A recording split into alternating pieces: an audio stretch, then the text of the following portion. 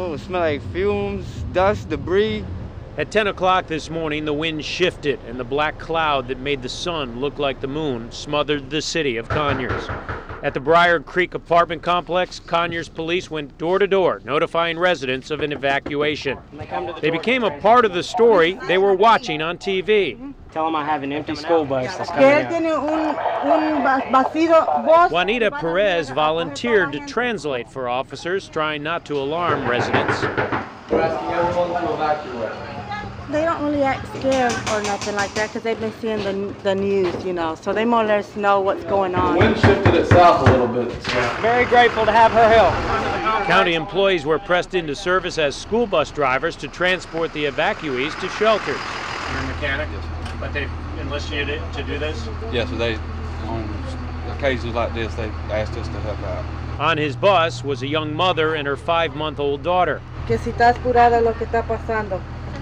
Sí. Yes, she's worried. That if the cloud settles in their area and they smell the chlorine, that they need to evacuate.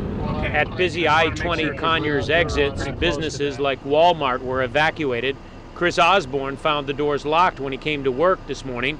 He's from New York City. My school was right around 9/11 when it happened, and this is almost exactly how it smelled.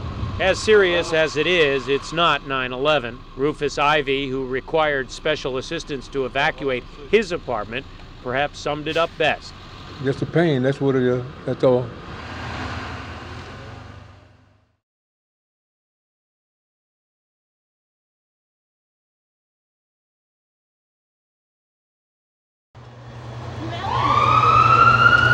You see 100-foot flames, 75 yards from your face. It's pretty scary. So.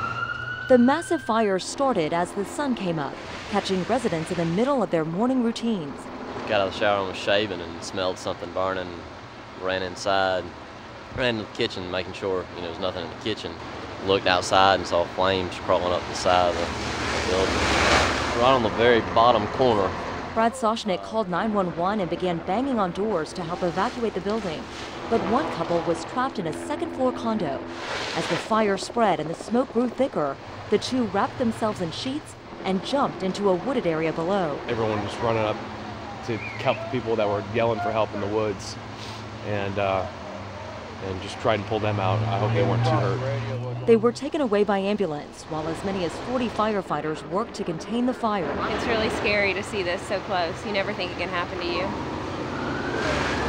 Early on, residents living nearby feared the fire might spread to their buildings because the conditions outside are so dry.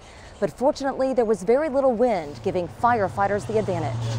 Got my cat, and my dog, and a couple boxes, and we were ready to leave if we had to, but thank God it never got to that.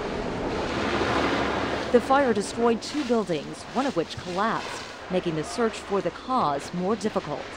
In North Fulton County, Jennifer Leslie, 11 Alive News.